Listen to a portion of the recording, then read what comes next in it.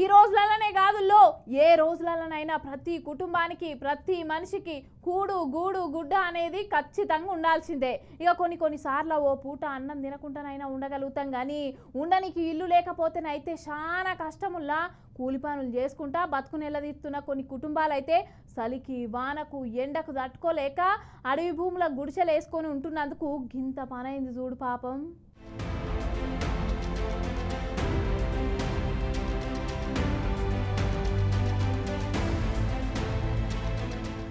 ఇక చూసిన ఆరుల్లా ఇక రోడ్డు మీద మళ్ళేదో నిరసన కార్యక్రమం మొదలు పెట్టినట్టే ఉన్నారు కదా. వీళ్ళందరినీ చూస్తుంటే కొండకోన ప్రాంతాలకు చెందిన ఆదివాసులు లెక్కనే కానత్తాను కదా. ఇంతకు గిల్ల బాధ ఏందో ఏమో అరుచుకుందాం.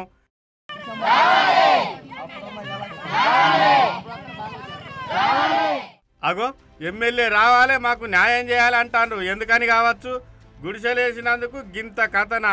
ఏం లేనోడు మరి ఏడ బతకాలే, ఎట్లా బతకాలే?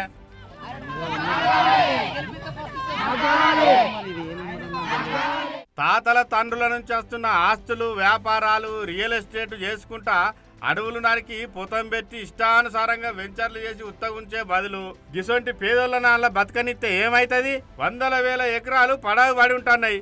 ఈ పేదలు గుడిసెలేసుకొని అలా బతుకుతే ఏమవుతుంది? ఇక ప్రభుత్వాలు చూడ జర్రనాన్న కొంచెం ఆలోచన చేయాలి అంటారు. ఇలా బతుకులు రోడ్ల మీద వేసుడు ఎందుకని.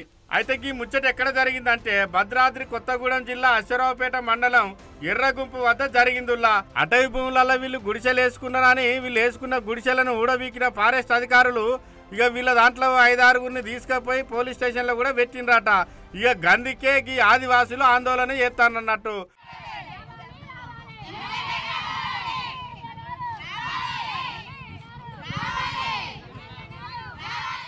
సర్కారు సార్లు జర బీద సాదల సారు చూడరాదుండ్రి, వాళ్ళు ఏం చేస్తారు?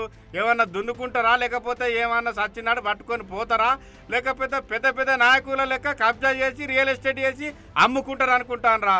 ఇంత గుడిసేసుకొని తల దాచుకుంటారు సారు. జర చూడుండి సారు అంటారు ఈ ముచ్చట తెలిసిన జనాలు.